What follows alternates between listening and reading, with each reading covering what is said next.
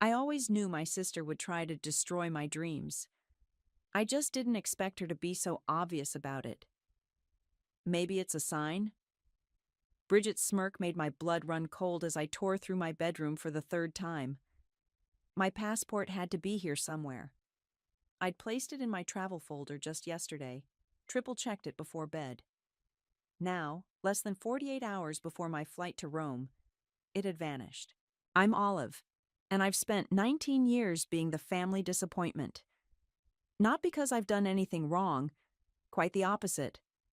I study too hard, dream too big, and worst of all, I refuse to accept that my younger sister is the sun our family orbits around. "Mom!" I called out, trying to keep my voice steady. "Have you seen my passport?" "Honey, you probably misplaced it." Mom's voice drifted up from downstairs, dripping with that familiar condescension. "You know how scattered you get when you're stressed." I caught Bridget's reflection in my mirror as she leaned against my doorframe, twirling a strand of her perfect blonde hair. "You know, Olive, maybe this is God's way of telling you to stay home. You're not exactly international material." The scholarship letter on my desk begged to differ. Full ride, prestigious global policy program, selected from thousands of applicants. I'd kept it secret until the last possible moment, knowing what would happen when I told them. "I got into the program fair and square," I said, my hands shaking as I checked my drawer again. "Why can't you just be happy for me?" "Oh, I'm always happy for you," Bridget cooed, stepping into my room uninvited. "I just worry.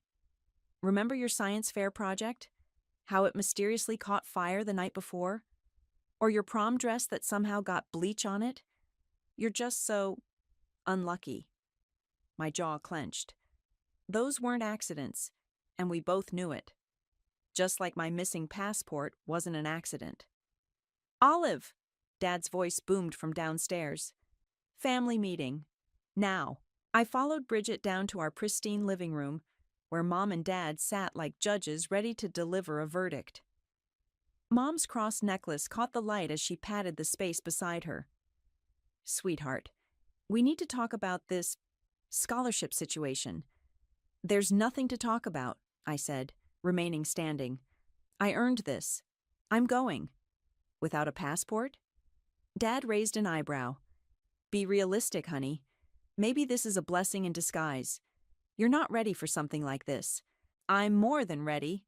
"She's just jealous," Bridget cut in, her voice trembling with fake tears. "Ever since I got asked to be youth pastor, she's been trying to one-up me. Now she's making up stories about missing passports to get attention." "I'm not making anything up." But even as I said it, I watched Mom pull Bridget into a hug, shooting me that look, the one that said I was being difficult again, causing problems, hurting my sister. "Olive," Mom sighed, "sometimes God closes doors for a reason. Remember what Pastor Mike said about contentment?" I felt something snap inside me. Not violently, more like a quiet click, a lock turning. "You're right," I said, surprising them all. "Maybe I should pray about it." "That's my girl," Dad smiled, relieved I was finally being reasonable. "I think I need some time alone," I added, heading for the stairs, "to process everything." "Of course, sweetie," Mom called after me. "I'll bring you some tea later." Back in my room, I closed the door and pulled out my phone. My hands weren't shaking anymore as I typed a message to Jamal. "Plan Alpha is a go." His response came instantly. "Backup passport ready. You sure about this?" I glanced at my window, where I could see Bridget in her room across the yard, already on FaceTime with her friends, probably spreading the news of my latest failure. She caught my eye and blew me a kiss. I thought about all the years of sabotage, the constant gaslighting, the way they'd tried to clip my wings while praising Bridget for every minor achievement. They thought they had me figured out, the quiet, compliant eldest daughter who would eventually accept her place in their shadow. They had no idea what was coming.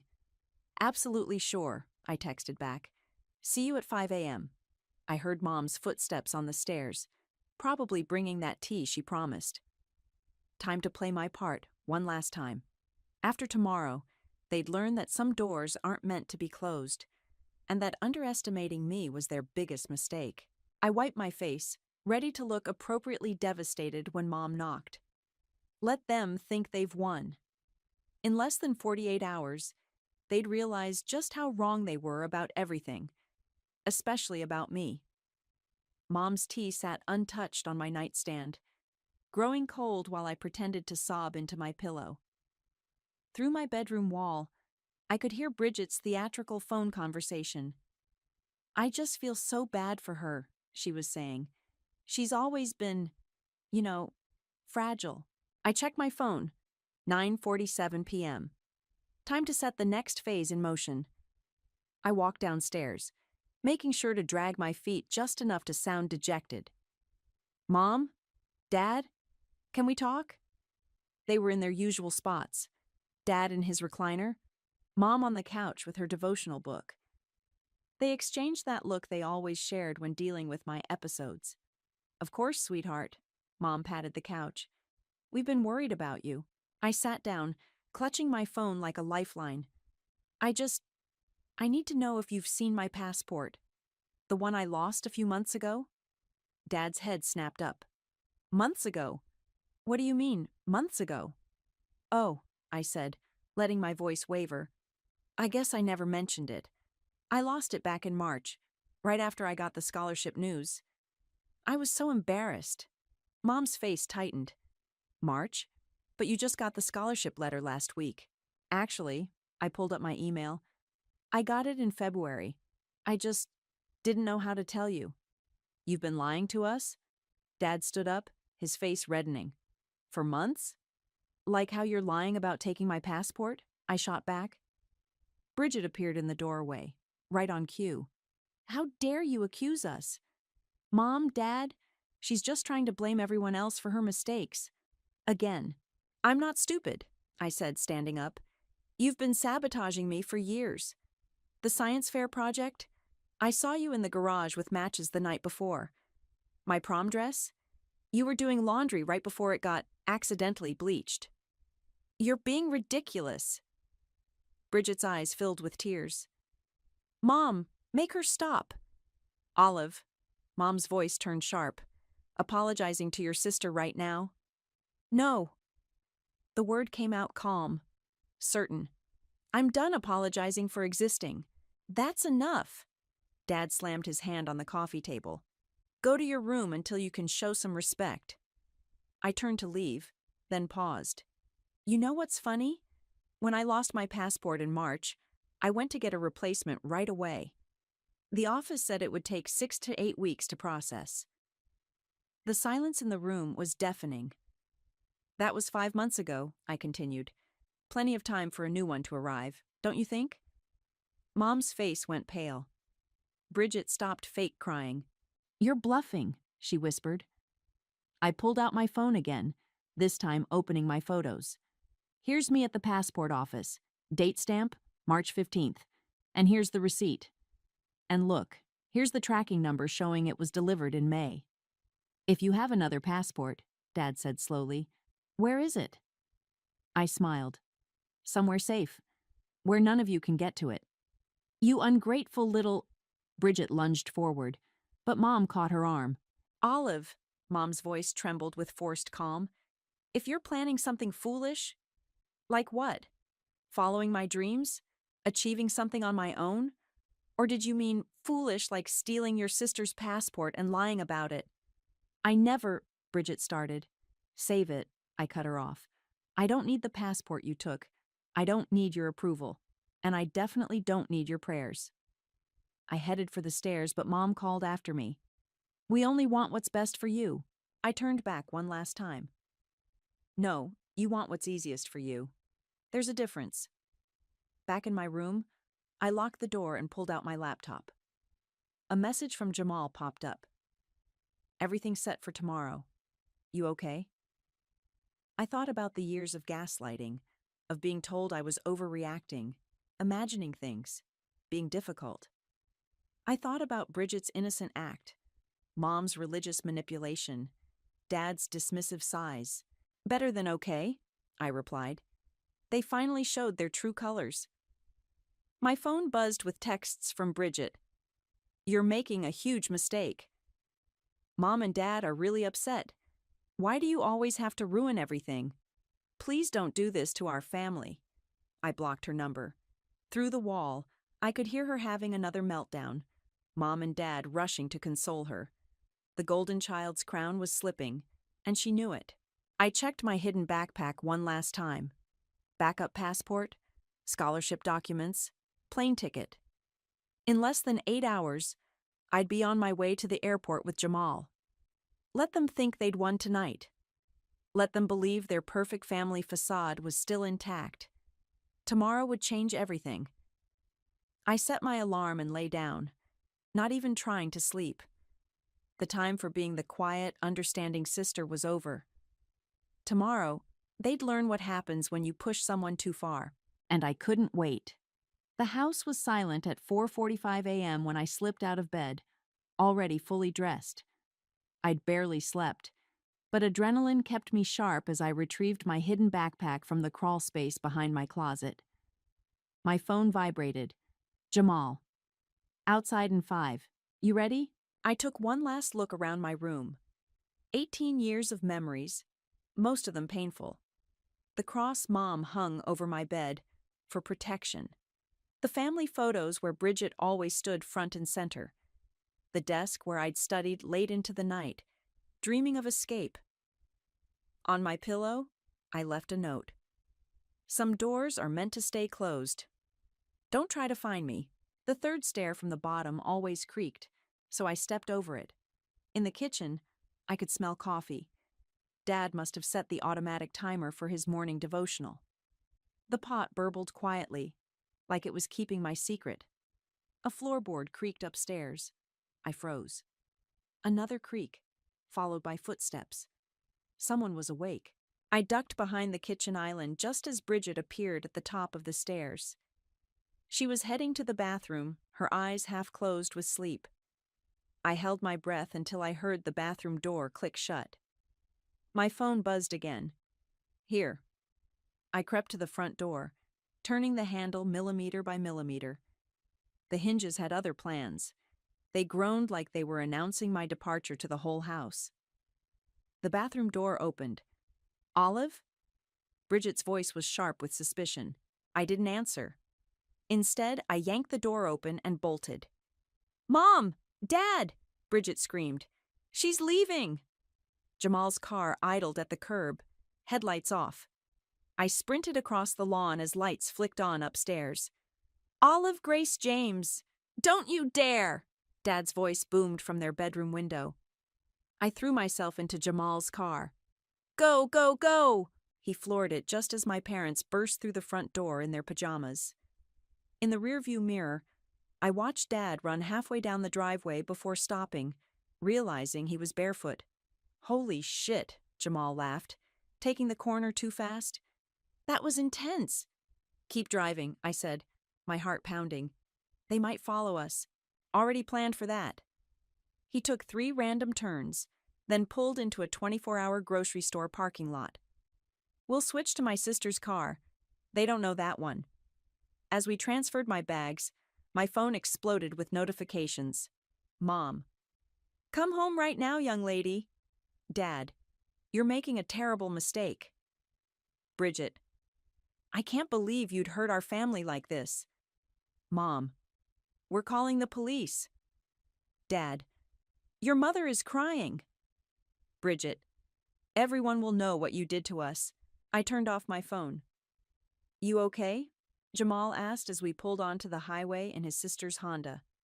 Better than okay, I said, watching the sunrise paint the sky pink. I'm free. We made it to the airport by 6 a.m. Jamal insisted on walking me to security. You sure about this? He asked. Once you go through those gates? I've never been more sure of anything. I hugged him tight. Thank you. For everything. Just promise you'll actually enjoy Rome instead of plotting revenge the whole time. Why not both? I grinned. Going through security felt surreal. Each step took me further from their control, their manipulation, their suffocating version of love. My backup passport worked perfectly. The TSA agent didn't even blink. At my gate, I finally turned my phone back on. Hundreds of messages, dozens of missed calls. But what caught my eye was Bridget's latest Instagram post. A selfie of her looking sad in my bedroom, caption reading, "Sister's night in. Some people don't understand that family comes first." The comments were already rolling in. "You're such a good sister. She doesn't deserve you. Praying for your family." I smiled and opened my own Instagram, unused for months. I posted a single photo, my boarding pass to Rome, with the caption, "Some people don't understand that freedom comes first." Then I turned off my phone, tucked it away, and watched through the terminal window as my future arrived in the form of a Boeing 747. "Now boarding flight 1852 to Rome," the announcer called. I stood up, grabbed my carry-on, and walked toward the gate without looking back. Behind me lay 18 years of being told I was too much, too ambitious, too different. Ahead lay everything I'd fought for. Let Bridget play the victim. Let my parents call the police. Let them all think they knew my story. I was about to write my own. Rome hit me like a symphony. Beautiful, overwhelming, and nothing like the sheltered life I'd left behind. Standing outside Leonardo da Vinci International Airport, I finally turned my phone back on. The messages had evolved from threats to bargaining. "Mom, please just let us know you're safe." "Dad, we can work this out as a family." "Bridget, you're being so selfish." Mom hasn't stopped crying. A new text popped up from an unknown number. "Hi, Olive. I'm Eva from the scholarship program. I'm your assigned mentor. Look for the red scarf at arrivals." I spotted her immediately. Tall, confident, wearing a bright smile along with that red scarf. "You must be our American rebel," she said, pulling me into an unexpected hug. "The program coordinators told me about your family situation. Don't worry, we've got your back." The scholarship residence was a converted monastery in Trastevere, all ancient stone and ivy-covered walls. My room overlooked a courtyard where students from around the world sat discussing politics and philosophy. "Global policy orientation starts in an hour," Eva said, helping me with my bags. "Fair warning, they're throwing you right into the deep end. The UN ambassador to Italy is giving the opening address." I must have looked terrified because she laughed. "Relax. From what I've seen of your application, you're more than ready." The orientation room was packed with scholars and diplomats. I found a seat near the front, trying to look like I belonged. "Today's first presenter," the program director announced, "is a last-minute addition. Olive from New York will share her analysis of grassroots movements in digital spaces." My heart stopped. "What?" Ava nudged me. "Surprise. I recommended you after reading your application essay. Show them what you've got." Walking to the podium, I thought of all the times Bridget had sabotaged my presentations, how my parents had dismissed my achievements. Not this time. I took a deep breath and began. Social media isn't just changing how we communicate. It's revolutionizing how we organize, protest, and create change. For 15 minutes, I owned that room. Questions flew, and I caught them all. The ambassador himself nodded approvingly. Afterward, Eva introduced me to everyone who mattered. "Olive's research on digital activism is groundbreaking," she told the program director. "We're lucky to have her." My phone buzzed. A local news website from back home had picked up my story. "Local students' dramatic path to prestigious scholarship raises questions about family dynamics." The comments section was war. "I know this family from church. There's more to this story. Good for her for breaking free. What kind of sister steals a passport?" Then I saw Bridget's latest post. A tearful video about praying for those who abandon their families. The comments were less sympathetic than usual. "Didn't your sister win some big scholarship?" Why would anyone steal their sister's passport? Maybe there's a reason she left. Ava peered over my shoulder. Your sister? The golden child, I said. Or she was. Well, she's about to be overshadowed. The program wants to feature you in their international promo video. Filming starts tomorrow. My hands shook as I realized what this meant. Back home, they'd be forced to watch me succeed. No more hiding my achievements. No more pretending I was the problem. That night, I sat in the courtyard with other scholars, sharing stories over wine and pasta. For the first time, I felt seen, understood, valued. My phone lit up with a news alert. Rising Leader Award nominee, announced, Olive from New York, selected for global innovation. Ava appeared with a bottle of champagne.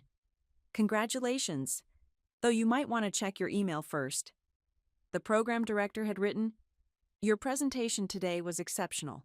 We'd like you to speak at the award ceremony next month. International press will be present. I imagined Bridget's face when she saw the news. Mom and Dad trying to explain to their church friends why they never mentioned their daughter's achievements. You're smiling, Eva observed.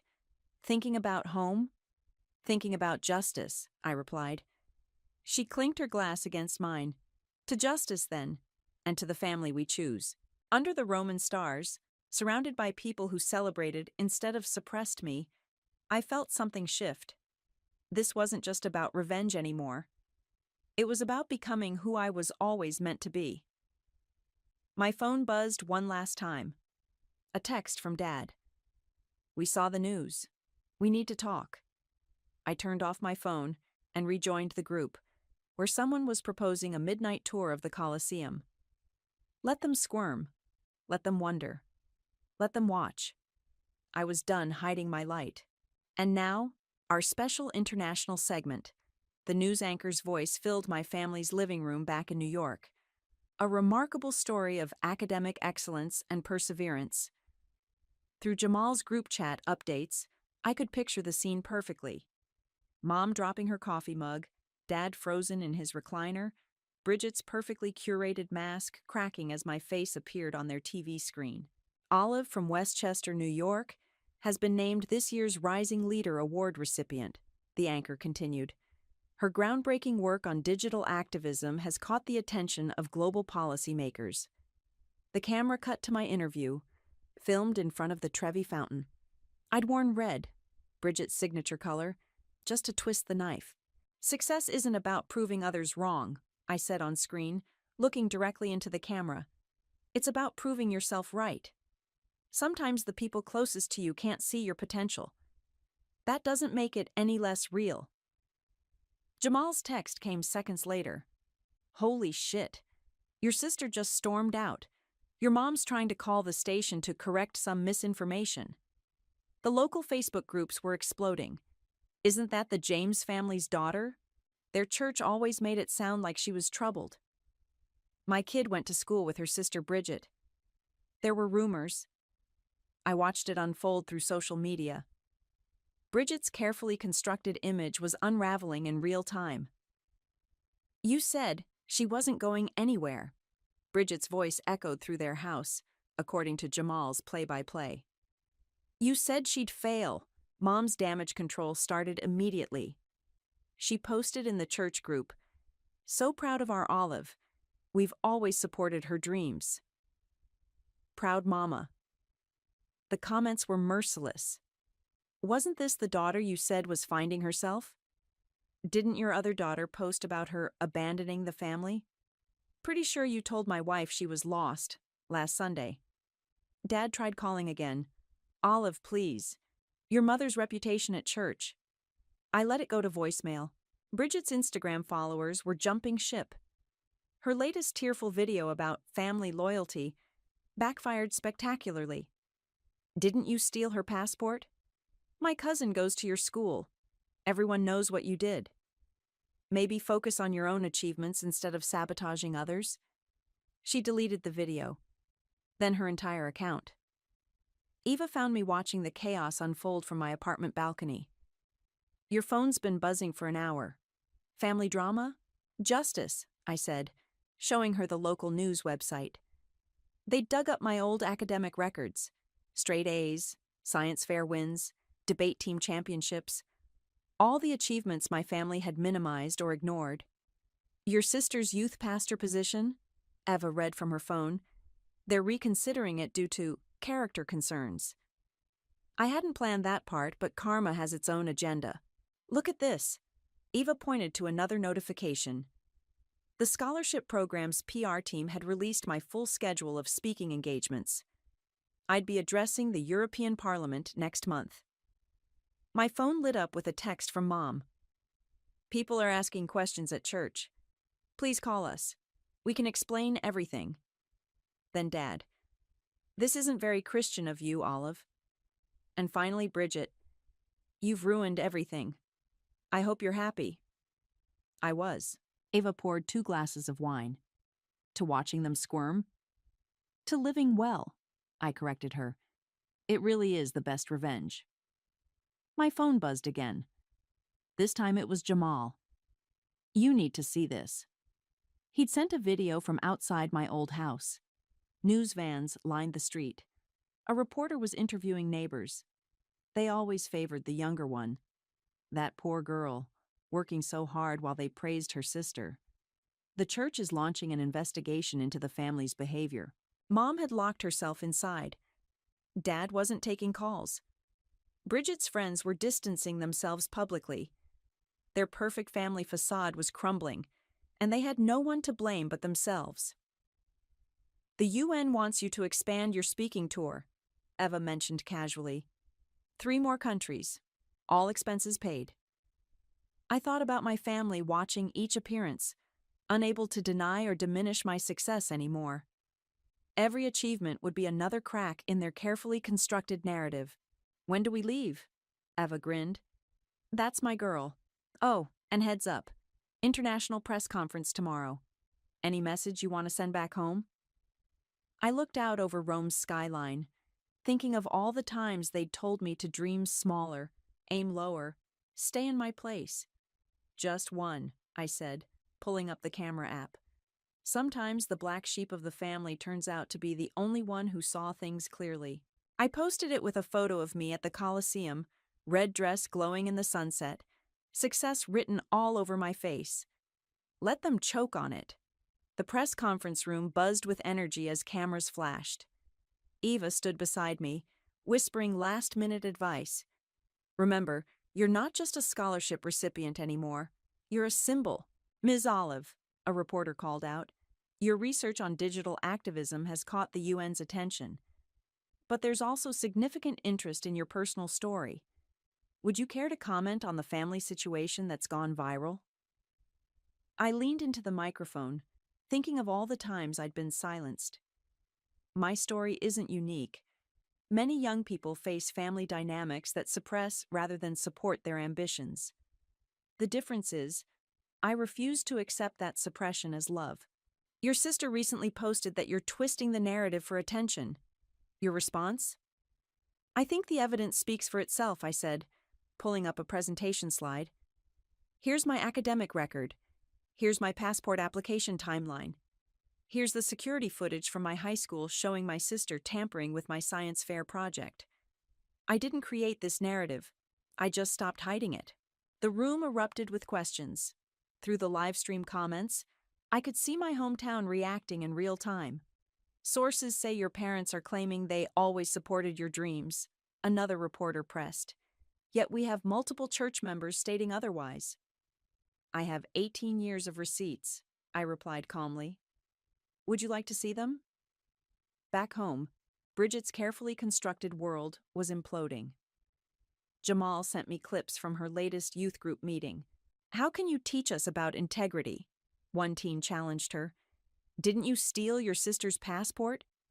My mom says we need a new youth leader. She'd run out crying. For once, her tears weren't getting her what she wanted. Mom's desperate attempts at damage control only made things worse. She'd posted a long Facebook statement about supporting both our daughters equally, until someone shared screenshots of her previous posts dismissing my achievements. The church board called an emergency meeting. Dad stopped showing up for his men's prayer breakfast. Their social standing was crumbling. Breaking news, my phone alert chimed. Global Policy Initiative expands youth leadership program, names Olive as program ambassador. Eva nudged me. They're offering you a permanent position after graduation. Full diplomatic status. I thought of all the times my parents had insisted I'd never succeed outside their protective bubble. Now I was being offered a career they couldn't even comprehend. One more question, a reporter called out. Your sister's recent video suggested you're punishing the family. Are you? No, I said firmly. I'm succeeding. They're just not used to that. After the conference, Eva showed me the latest stats. My story had gone beyond viral. It was becoming a movement. Why Black Sheep success was trending. Check your email, she said, grinning. The White House Youth Leadership Summit wants you as their keynote speaker. I opened my laptop to find hundreds of messages from young people sharing similar stories. My family tried to stop me from going to college. They always favored my brother. You gave me courage to apply for that scholarship. Then I saw it, an email thread titled Family Updates. Mom had created it years ago to share Bridget's achievements with relatives. I'd never been mentioned. I clicked Reply All and attached my latest interview clip. Sometimes love doesn't feel like love at all. Sometimes it feels like control, like suppression, like constant reminders to be less so someone else can be more. That's not love. That's abuse dressed up as protection. Send. Within minutes, relatives I hadn't heard from in years started responding. We had no idea. Your parents only ever talked about Bridget. This explains so much. Jamal texted. Your mom just left church in tears. The pastor's wife refused to sit with her. Bridget got removed from the youth leadership program, his next message read, officially for personal reasons. I should have felt vindicated. Instead, I felt light, free, like I could finally breathe without wondering if I was taking up too much air. Eva appeared with a stack of papers. Ready to sign your contract? The UN doesn't wait forever. As I signed, my phone lit up with one last message from Dad. We hope you find what you're looking for. No apology, no acknowledgement. Just distance wrapped in passive-aggressive concern. I picked up my phone and typed, I already found it. I found myself, the self you tried to bury. And she's magnificent. Then I turned to Eva. When's our flight to Geneva? Tomorrow morning, she smiled. The world's waiting. Let them watch from their small-town shadows. Let them see what happens when you try to dim someone's light. I was done hiding, and I was just getting started. The gala ballroom sparkled with diplomatic elegance as I adjusted my microphone. 6 months had passed since my escape, and tonight was the culmination of everything. The Rising Leader Award ceremony, broadcast worldwide. Ready? Eva straightened my navy blue gown. Your family's definitely watching. Jamal says they've gathered at your house with the church elders to pray for your soul. I smiled. Let them pray. I'm done feeling guilty for their discomfort. The program director took the stage. Tonight's recipient redefined what it means to overcome adversity. Please welcome Olive. Walking to that podium, I remembered every dismissive comment, every sabotaged opportunity, every time they'd told me to be less. Not tonight. Success stories usually start with, I had a dream, I began. Mine starts with, I had a backup passport. Gentle laughter rippled through the crowd. We talk about toxic relationships, but rarely about toxic love. The kind that clips your wings while claiming to protect you. The kind that praises mediocrity in one child while punishing excellence in another. In the audience, I spotted several ambassadors leaning forward, nodding. My sister stole my passport to stop me from being here tonight. My parents supported her decision, calling it God's will. But here's what they never understood. Sometimes love doesn't feel like love at all. The cameras panned across the rapt audience. They thought they were protecting me. In reality, they were protecting themselves from the discomfort of watching me outgrow their limitations. My phone buzzed silently in my clutch. Jamal's update. Your mom just left the room crying. Bridget's trying to live stream a response but keeps getting error messages. To every young person being told to dream smaller, I continued, to accept less, to stay in their place. You don't have to set yourself on fire to keep others warm. Your potential isn't a threat to anyone except those who want to control you. Ava gave me a thumbs up from the side stage. Tonight I accept this award not just for myself, but for every black sheep who refused to graze where they were told. For every scapegoat who decided to soar instead of suffer. The applause started building. And to my family, watching from home, I paused, letting the weight of the moment settle. Thank you. Your attempts to contain me only proved how much space I was meant to take up. Your fear of my light only showed how brightly it could shine. Standing ovation, camera flashes, tears in the audience. Later at the reception, my phone exploded with notifications. Bridget had finally managed to post her response video. My sister's speech was a cruel attack on our loving family, she sobbed. We only wanted what was best. The comments cut her off. Give it up, sis. Return the passport yet?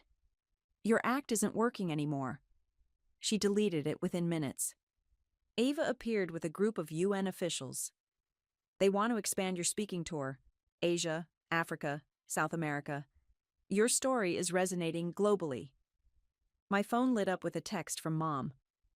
We hope you find what you're looking for. The same message as before. Still no apology. Still no acknowledgement. I handed my phone to Eva. Block their numbers. All of them. You sure? They're not watching to understand. They're watching to find weaknesses, to prove they were right about me all along. I'm done performing for their approval. A reporter approached with one last question. What makes you most proud of your journey?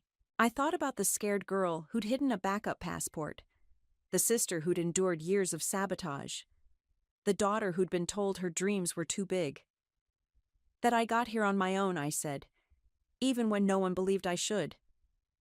After the cameras left, Eva found me on the balcony. Your story's been picked up by major networks. They're calling you the voice of a generation. And my family? Your aunt called the program office. Apparently your parents are taking a break from church leadership to focus on family healing.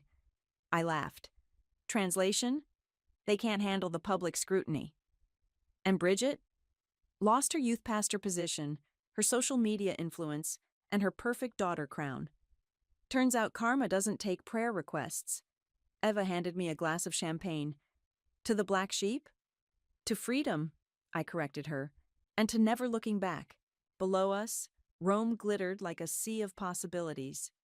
Somewhere in New York, my family was probably crafting their next narrative about their lost daughter. But I wasn't lost. For the first time in my life, I was exactly where I was meant to be. And I was never going back to being small. The interview questions glowed on my laptop screen as I settled into my hotel suite in Geneva. A global youth magazine wanted my take on family dynamics and personal growth. The usual softball questions, until the last one caught my eye. Was revenge worth the cost of losing your family? Ava lounged on the couch nearby, scrolling through our schedule. You don't have to answer that one. Actually, I do. I began typing. Revenge implies I acted out of spite.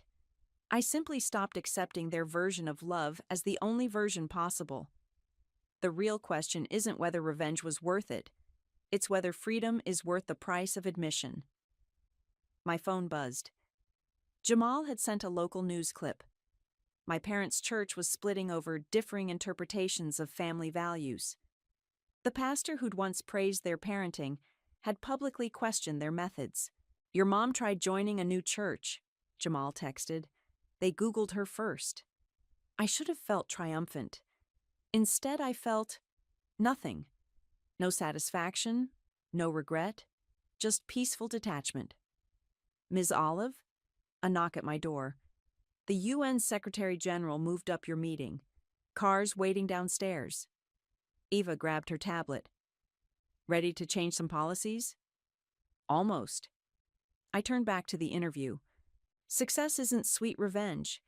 It's proof that their limitations were never mine. Their small dreams were never my ceiling. Their fear was never my future. The hotel lobby bustled with diplomatic activity. As we waited for the elevator, I noticed a mother and daughter arguing nearby. "But I don't want to be a lawyer," the girl protested. "I want to study art." "We're not having this discussion," the mother hissed. "Family tradition." "Excuse me," I found myself saying. Both turned, recognizing me instantly. "You're that speaker," the mother said. The one whose family tried to clip her wings." "Yes." I turned to the daughter. "Let me guess. They say they're protecting you?" The girl nodded, wide-eyed. "Protection that feels like a cage isn't protection at all." I handed her my card. "Email me. I know some great art schools in Rome." The mother opened her mouth to object, then stopped, something shifting in her expression. In the car, Eva raised an eyebrow. "That was new." "Maybe that's the real revenge," I said. "Helping others avoid what I went through." My phone lit up with a notification. Bridget had posted for the first time in months. To my sister, "I'm sorry. Not for the cameras, not for likes. Just sorry. I was wrong." Comments poured in. Character growth. Finally, some honesty. Takes courage to admit fault. I clicked her profile. Her bio had changed. Learning to celebrate others' light instead of trying to dim it. "Are you going to respond?" Eva asked. "No." I put my phone away. Her growth isn't my responsibility anymore. At the UN building, an aide rushed up. "The Secretary General asked if you'd share your personal story before discussing policy." I thought about that scared girl with a backup passport, about Bridget's first genuine apology, about that mother in the lobby, reconsidering her stance. "Tell him I'll share something better," I said. "I'll share what comes after survival." That evening, back in my suite, I opened my laptop to finish the interview. People ask if revenge was worth losing my family. But that assumes family is only blood and binding ties. Sometimes family is the friend who helps you escape, the mentor who sees your potential, the strangers who become your strongest supporters. Sometimes family is choosing yourself when no one else will. And sometimes, the greatest revenge isn't making them sorry, it's making them irrelevant to your happiness. I hit send, then walked to the window. Geneva's lights sparkled below, each one a possibility, a future, a dream unbound by anyone's limitations but my own. My phone buzzed one last time. A message from an unknown number. "I saw your speech. I'm leaving for college tomorrow. My parents said I couldn't, but I got a backup passport too. Thank you for showing me how." I smiled, remembering that first taste of freedom on the flight to Rome. "Good luck," I typed back. "The world is bigger than their fears." Eva appeared at my door. "Car's here. Ready for your TED Talk?" I grabbed my notes, catching my reflection in the mirror. No more shadows in my eyes. No more tension in my shoulders. Just strength, purpose, and the quiet confidence of someone who chose herself. "Ready," I said, stepping into the hallway. "Let's go help some more black sheep fly." Behind me, my phone lit up with another message from Bridget. Whatever it said could wait. I had a future to build, and it was brighter than any past they'd tried to trap me in. That was the sweetest revenge of all.